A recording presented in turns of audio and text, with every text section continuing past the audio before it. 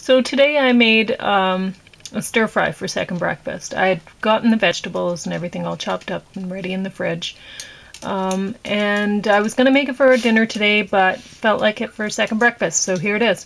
Now, I was going to use recipe for hoisin from this book that doesn't contain any sugar or wheat products, of course, given that it's from Wheat Belly.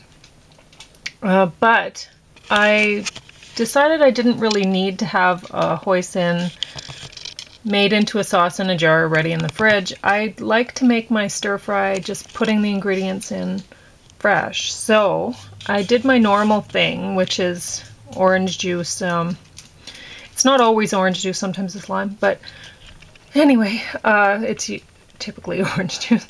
And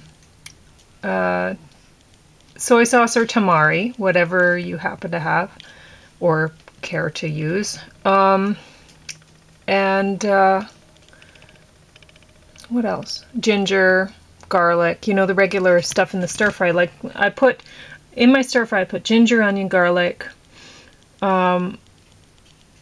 red pepper, celery, beet, some sort of a cabbage. It was green and bumpy. Turnip, shiitake, mushrooms, sprouted peas, and zucchini. I think that's it. And then, oh yeah, I put black sesame seeds on the top just when serving it. And I put the almond butter, like in his recipe for hoisin, he uses peanut butter or black bean sauce. And I didn't really care to use either of those things, so I used almond butter. And it's funny that he didn't suggest almond butter because like pretty much every one of his recipes calls for ground almonds or almond flour, right?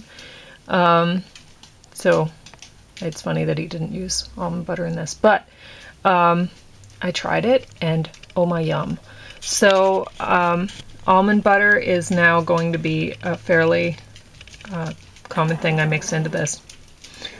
Anyway.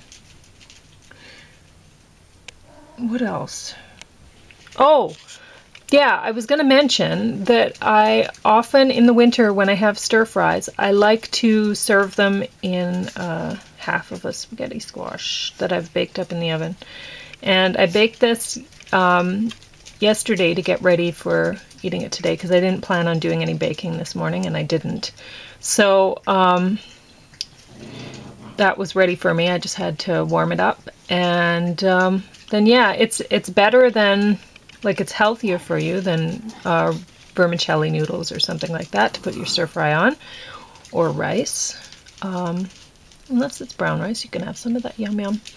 But I think in the winter, this is what I prefer. So no matter what, this is the one. I don't care for spaghetti squash, but it is good like this, with a stir fry on it, or with some, say, like a curry or a dal or something in it. That's great. So yeah. Oh, I also mentioned, or I also wanted to mention that there are the top 5 foods that fight infection in this woman's book, and I'll show it to you. I've already recommended it. Are shiitake, mushrooms, garlic, squash, papaya, and sesame seeds. And I've got everything going on here but the papaya. So I have 4 of the top 5 from that book.